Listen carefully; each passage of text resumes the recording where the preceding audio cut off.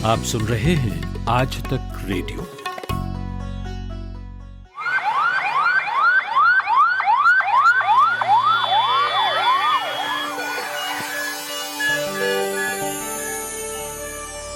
Corona frontliners.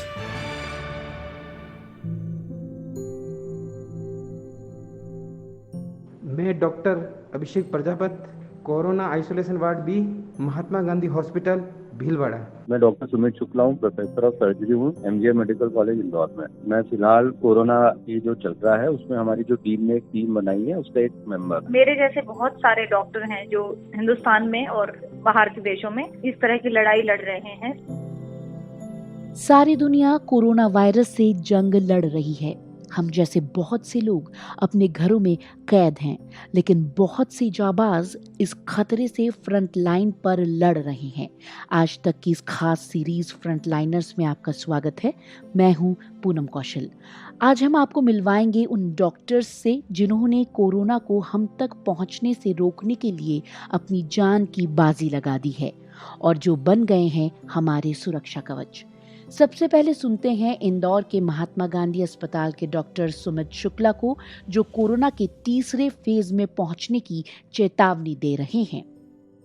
Corona की जो pandemic की जो फेजेस रहती है वो फेज 1, 2, 3, 4, 5 इस तरह की 5 फेजेस रहती हैं। तो आज जो इंदौर है वो फेज 3 में आ गया है। फेज 3 का मतलब होता है कम्युनिटी स्प्रेड हुआ। हमें ये नहीं पता है कि हमारे सामने जो खांसी सर्दी का पेशेंट आ रहा है वो कोरोना पॉजिटिव है कि नेगेटिव है। फेज 2 तक तो क्या होता था, हिस्ट्री से हम पता लगा लेते थे कि ये विदेश से आया है तो ये कोरोना पॉजिटिव हो सकता है। फेज 3 में थोड़ी सी समस्या ये रहती है कि हमको हमारे सामने वाला पेशेंट पॉजिटिव है कि नेगेटिव नहीं पता, तो हमको और प्रोटेक्शन के साथ में इन मरीजों को देखना है। अब कोई व्यक्ति आया, उसने बोला मैं घर से बाहर नहीं निकला हूँ और उसको जो है वो स्प्रेड हुआ है, वो विदेश भी नहीं गया है, वो कहीं नहीं गया, उसको स्प्रेड हुआ है, तो उसको हम क्या मानेंगे।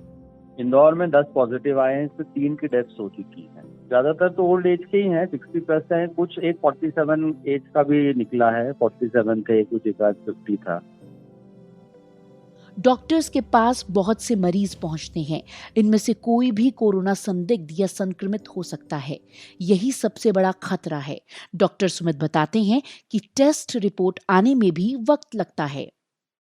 हमारे सामने चैलेंजेस की तो कमी नहीं है। सबसे बड़ा चैलेंज ये है कि हमारे को तो ये नहीं पता है कि सामने वाला पेशेंट पॉजिटिव रहेगा कि नेगेटिव रहेगा। यही सबसे बड़ा चैलेंज है। जो डायग्नोसिस है वो हमारे इंदौर में शहर में जो है एक ही लैब है और दिन प्रतिदिन जो है वो सैंपल्स बढ़ते जा रहे हैं। तो वो चैलेंज है कि उन ज्यादा सैंपल्स को जो है वो हम कैसे करें, तो वो एक चैलेंज सामने है। उस टेस्ट को मतलब 10-12 घंटे लगते हैं पूरा करने में, क्योंकि 2 बार लगाना पड़ता है। तो हम मान के चलते हैं कि एक 24 घंटे में जो है वो कुछ 30 टेस्ट जो है वो होते हैं।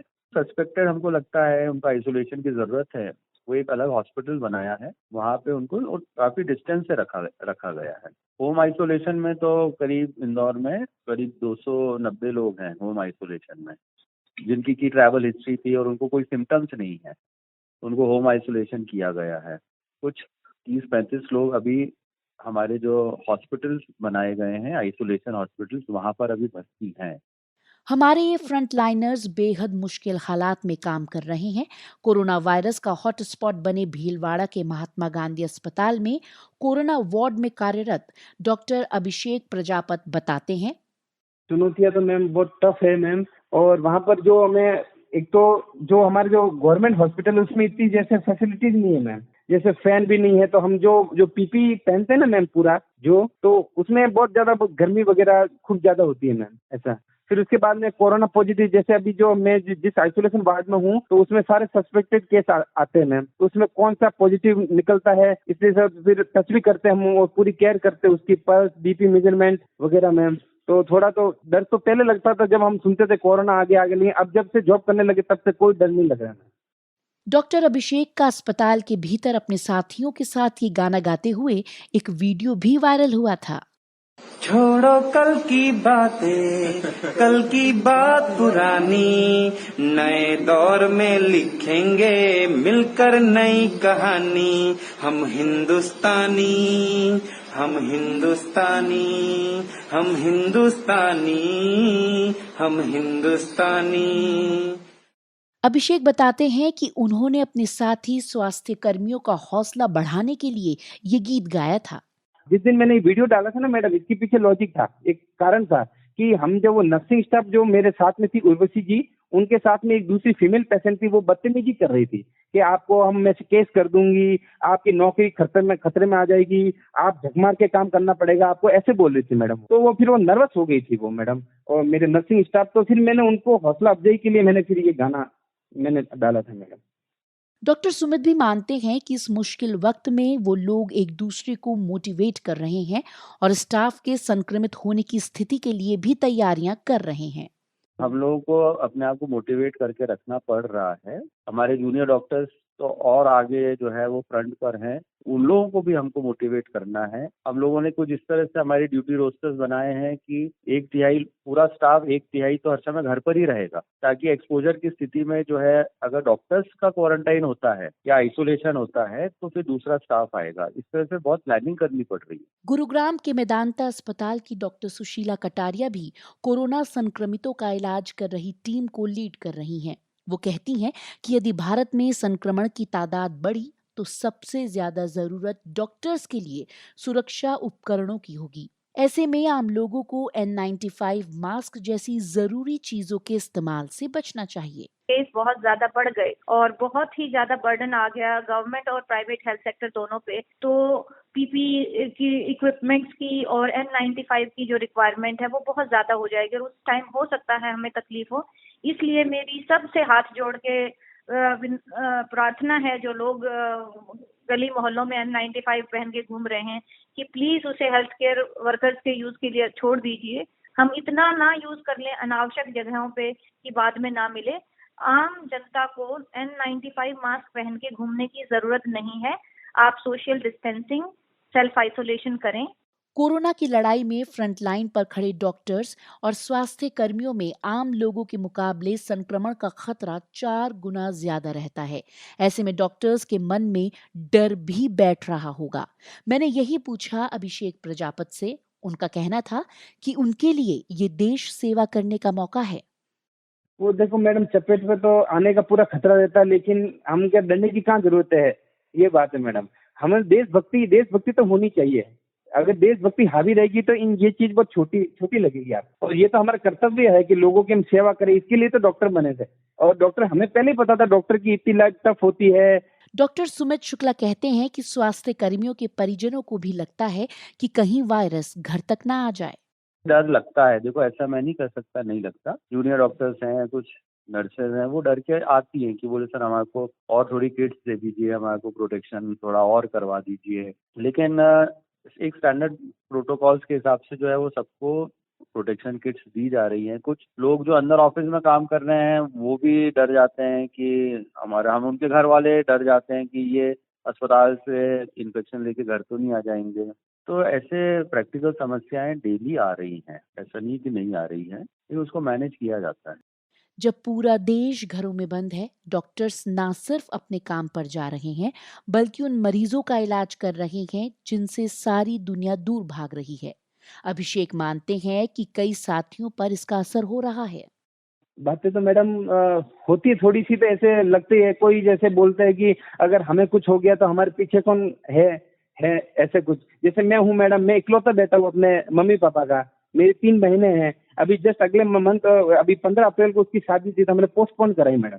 तो अभी ऐसा तो है, सोशल हमारे पास प्रेशर है, लेकिन ऐसा कुछ नहीं है मैडम। हम तो अच्छे से डेडिकेट होके काम करते हैं। सभी ये बोलते हैं कि हमारे पीछे कौन है, कुछ बोलते हैं, वरना कुछ स्टाफ ऐसे भी है नहीं, वो तो बिल्कुल जुनून से काम करते हैं। तो मैं इनको ये बोलता हूँ, मेरे को कुछ भी नहीं होगा, हमारे पास विल पावर रहेगी तो कुछ भी नहीं होगा। लेकिन मैं ये बोलता हूँ, आपके जो घर परिवार के लोग हैं, जो गाँव के हैं, उनको आप जागरूक करो साथ साथ में कि घर से बाहर नहीं निकले, बिल्कुल मतलब गवर्नमेंट का सपोर्ट करे, जो गवर्नमेंट हमारे लिए कर रही है। जो इन डॉक्टर्स के भी परिवार हैं। इनका कहना है कि इस मुश्किल वक्त में उन्हें अपने परिवार का साथ मिल रहा है और यही वजह है कि उन्हें डर नहीं लग रहा। नहीं, घर पे कोई मना नहीं करता, सब घर में डॉक्टर है, सबको पता है कि इस समय क्या करना है। बस मैं और मेरी वाइफ अभी रहते हैं मैडम भीलवाड़ा में। वो तो इतना सपोर्ट करती है मैडम के बिल्कुल बोलते नहीं आप तो जाओ और मैं आपके साथ हूँ। और बहुत अच्छे से, मतलब उसने बहुत अच्छा सपोर्ट किया मेरा। मेरे पिताजी थोड़े मैं मुझसे बहुत ज्यादा प्यार करते, तो मैं इकलौता हूँ ना मैडम, तो वो ज्यादा प्रेशर में, लेकिन पापा जी को ये बोला था कि मेरी ड्यूटी होगी तो मैं पापा जी मैं पूरी करूंगा। पापा जी ने ये बोला हाँ बिल्कुल सही है बेटा, लेकिन तू इकलौता है। मेरे पापा इकलौता तो होते हैं कि जो अपने देश के सैनिक भी तो शहीद हुए हैं कारगिल वॉर में, तो वो भी कई जने इकलौते भी थे। तो ऐसे डरने से कैसे काम चलेगा? विल पावर होगा तो कुछ भी नहीं होगा। नहीं, मुझे कोई भय नहीं लगता, और जब मुझे पहली बार भी कहा गया था तो मैंने भय नहीं किया था। भय किस बात का करना, काम है अपना कर रहे हैं। दूसरा ये है कि हाँ 3 से 4 गुना जो हेल्थ केयर प्रोवाइडर हैं मेरे जैसे, उनको कोरोना इन्फेक्शन होने का डर आम जनता से 4 गुना ज्यादा है। पर उस डर के मारे मैं अपने कर्तव्य से तो नहीं मुड़ सकती हूँ ना, और भी डॉक्टर नहीं मुड़ेंगे। और हमें ये बात हमेशा याद रखनी है कि भाई एक हेल्थ केयर वर्कर, आप मुझे छोड़ दीजिए, मेरी नर्सेज हैं, पैरामेडिकल स्टाफ है, मेरा यहाँ पे जो क्लीनिंग बॉय है, वो भी उतना ही रिस्क ले रहे हैं। कोरोना वायरस मानवीय संपर्क से फैलता है। यही वजह है कि डॉक्टर्स ने भी अपने आप को परिवार से दूर कर लिया है। डॉक्टर कटारिया बताती हैं, ड्यूटी के बाद, मतलब ड्यूटी आवर्स मेरे बहुत प्रोलॉन्ग हो गए हैं, पर मैं घर जाती हूँ, लेकिन मैं वैसे नहीं मिलती, वैसा व्यवहार नहीं करती जैसे मैं पहले थी। मैं अपने कमरे में रहती हूँ, मैं दूर से बच्चों को देखती हूँ, मैं दूर ही रहती हूँ। हम बच्चों के कमरे में नहीं जाती, हम साथ बैठ के खाना नहीं खाते, हम साथ बैठ के टीवी नहीं देखते, हम साथ बैठ के किताब नहीं पढ़ते। तो वो है, मैं घर जाती हूँ देर रात को, सुबह वापस आ जाती हूँ। लेकिन सेल्फ आइसोलेशन, देखो मैंने भी अपने आप को कंट्रोल किया हुआ है, आप भी करेंगे तो इन्फेक्शन नहीं स्प्रेड करेगा। ये डॉक्टर्स पूरी जिम्मेदारी से अपना काम कर रहे हैं। वो चाहते हैं कि हम भी अपनी जिम्मेदारी निभाएं और सोशल डिस्टेंसिंग का पालन करें।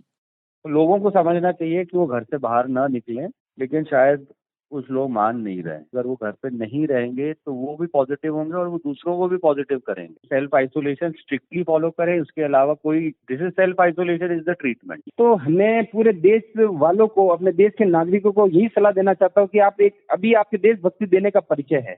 अब देशभक्ति इसमें ये कि मतलब हर बंदा अपना अपना मतलब कि कर्तव्य का पालन करे। तो आपका ये कर्तव्य है कि आप घरों में रहे। बाकी हम डॉक्टर लोग हैं, हम नर्सिंग स्टाफ है, मतलब हम हेल्थ केयर वर्कर है, हम सब संभाल लेंगे, लेकिन आप अपने घर पे रहे, सुरक्षित रहे। और आपकी रिस्पॉन्सिबिलिटी है hand hygiene, social distancing and self isolation. Please please, this is my humble request. आप यहाँ नहीं होना चाहेंगे, मैं नहीं चाहती कि आप मेरे पास आएं और ट्रीटमेंट करवाएं। मैं चाहती हूँ आप अपने घर में रहें, अपने लव्ड वंस के साथ रहें, खुश रहें और स्वस्थ रहें। दुनिया भर के डॉक्टर खतरा उठाकर हमारी सुरक्षा में लगे हैं। उनका कहना है कि इस लड़ाई को साथ मिलकर ही जीता जा सकता है।